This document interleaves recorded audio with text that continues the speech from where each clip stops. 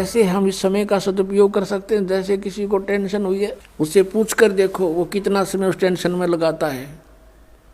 संसारी कार्य में किसी से बात करने को दिल नहीं करता, उसी समय उस टेंशन पर ध्यान पहुंच जाता वो टेंशन के कारण पर। तो ऐसे हमने ये हमारा सहज समाधि है, या संतों की सहज समाधि। तो ऐसे हमने इस नाम के ऊपर मेडिटेशन करना है। ये सुरत शब्द अभ्यास बताते हैं कुछ पंथ वाले, और कैसे कहते हैं हमारे गुरु ने 18 वर्ष तक एक बंद कमरे में बैठ कर, कोठे में कोठा, और वहाँ सुरत शब्द अभ्यास किया। इन्होंने मेरा सुरतर शब्द होता क्या है,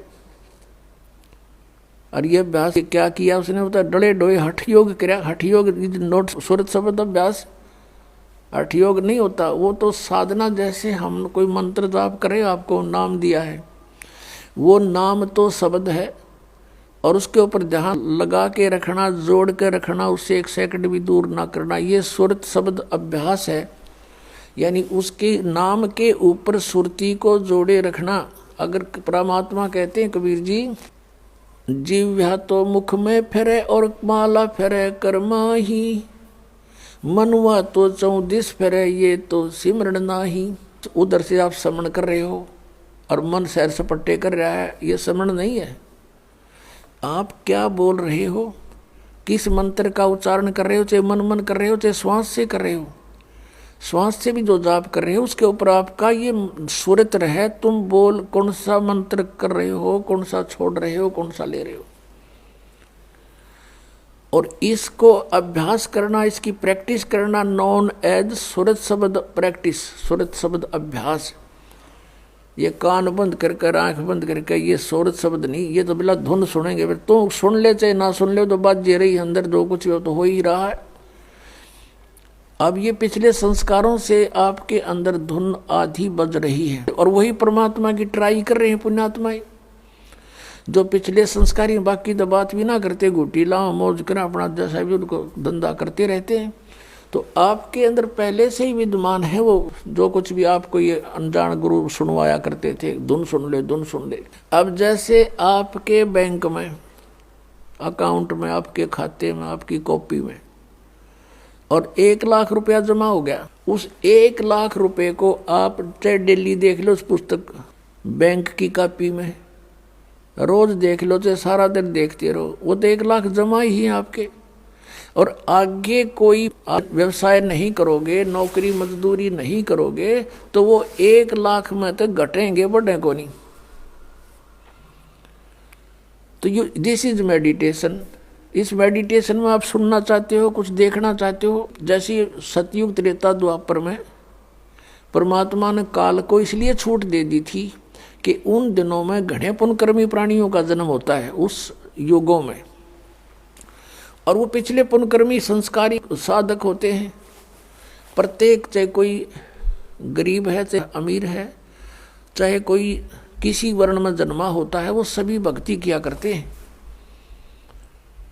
उन युगों में। और उनका ध्यान लगता है, मेडिटेशन लग जाता है 1 सेकंड में। और व्हाट इज मेडिटेशन? मेडिटेशन है क्या उनका?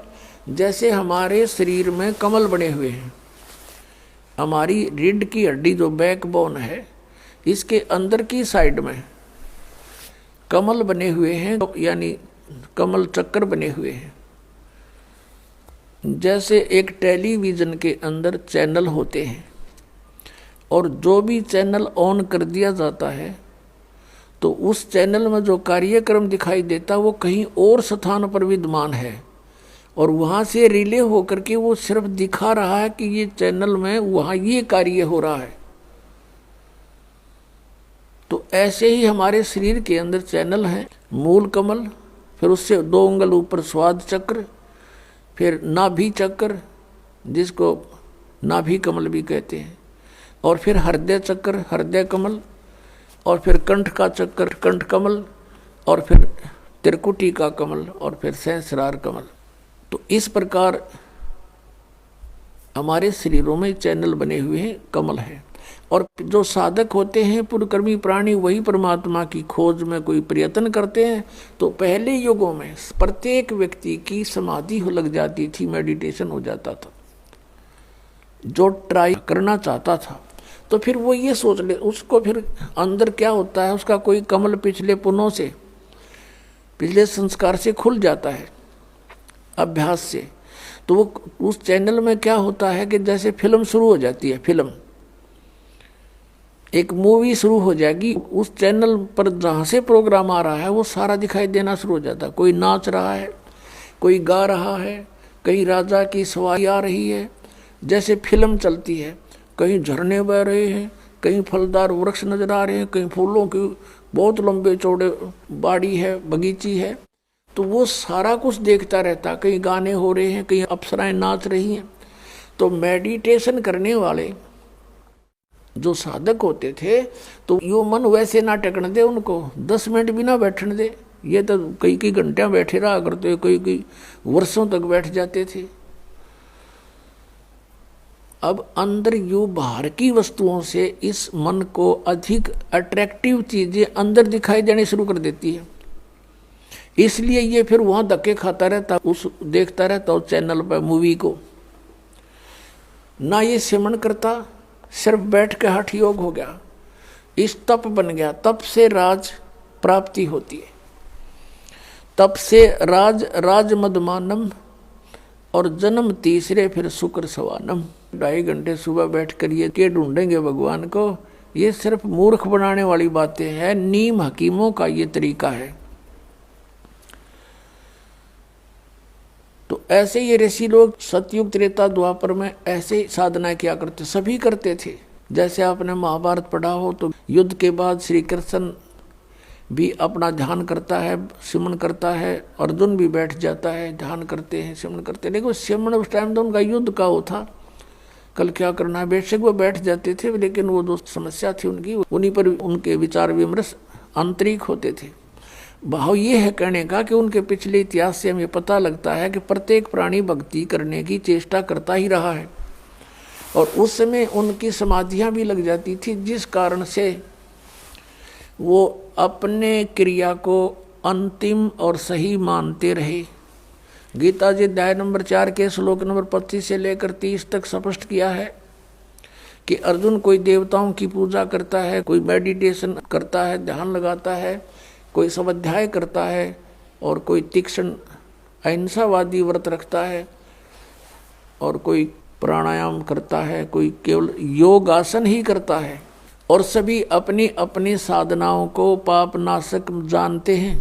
फिर गीता जी अध्याय नंबर 4 के श्लोक 32 में कहा कि अर्जुन, ऐसी धार्मिक अनुष्ठानों की जानकारी विस्तार के साथ सच्चिदानंद घन ब्रह्म की वाणी में ब्रह्मणे मुखे, उसमें कही गई है सही विस्तार के साथ। परमेश्वर ने स्वयं आकर अपने मुख कमल से बोली है, वो साधना है सही, और वो है तत्व ज्ञान। चौथे अध्याय के 34वें श्लोक में कहा कि फिर उस तत्व ज्ञान को तू तत्वदर्शी संतों के पास जाकर समझ,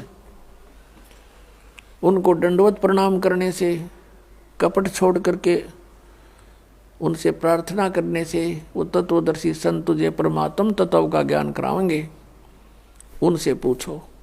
तो इससे एक तो ये सिद्ध हो गया कि Gita is not complete knowledge.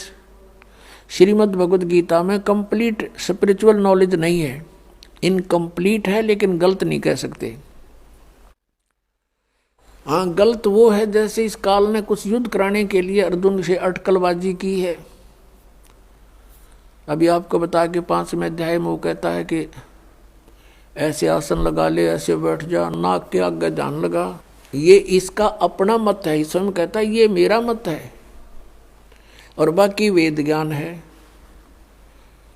अब जैसे इसने युद्ध कराने के लिए अर्जुन से कहा दूसरे अध्याय के 37 और 38 श्लोक में कि अर्जुन, लाभ हानि को छोड़ के और किसी जय पराजय की भी चिंता ना करके तो युद्ध कर ले। अब पहली तो बात समझ की है कि बिना बगैर लाभ हानि के कौन सिर फुड़वावे, और फिर तुरंत कहता है कि यदि तू युद्ध में जीत गया तो पूरी पृथ्वी का शासन प्राप्त होगा, राज भोगेगा, और यदि तू युद्ध में मारा गया तो स्वर्ग में जाएगा, तेरे दोनों हाथों में लड्डू हैं, युद्ध कर ले। बता, इसका कोई थ्योरी है? पहले मैं तो कह रहा है कि लाभ और हानि छोड़ कर युद्ध कर ले, हार जीत की भी चिंता ना करे, और तुरंत लाभ हानि बता रहा है कि यदि मारा गया तो स्वर्ग में जाएगा और जीत गया तो पृथ्वी का शासन भोगेगा। बता, आप पे लाभ हानि बता रहा है, फिर क्या लाभ हानि मत सोचे। तो ये इसकी अटकलबाजी जो इस तरह की बकवाद इस काल ने युद्ध कराने के लिए की है कि किसी तरह यो नाश होए।